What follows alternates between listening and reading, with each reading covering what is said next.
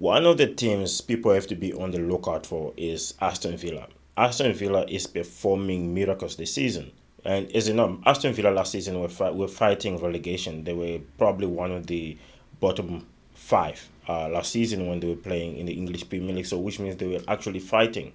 And they've moved from fighting relegation to actually just pretty much smashing the English Premier League. As we're speaking right now, Aston Villa is sitting top three. And they're doing this, all of this, without having to spend large amounts of money like Chelsea did. And I know sometimes it feels like every single time I'm like dumping stuff on Chelsea for spending so much money. But Aston Villa is doing so much better without ever having to spend so much money. They didn't spend as much money on guys like Haaland, like Manchester City did. They didn't spend as much money like Arsenal did on guys like Declan Rice. But even with that, without spending a lot of money, they still managed to beat Arsenal and they still managed to beat Manchester City back to back in a space of 4 days. That has to speak on levels of like how you can spend so much money to buy big players, but having so much money won't help you with buying teamwork.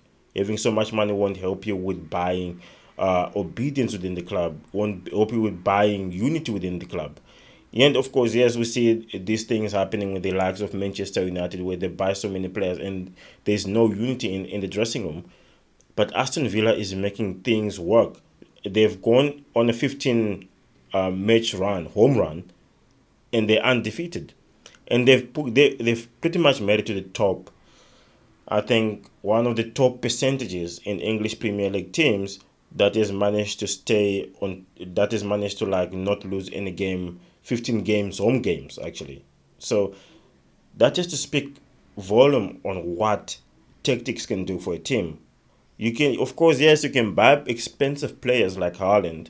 You can buy a lot of classy players, but you won't be able to buy teamwork and you won't be able to buy class in a team.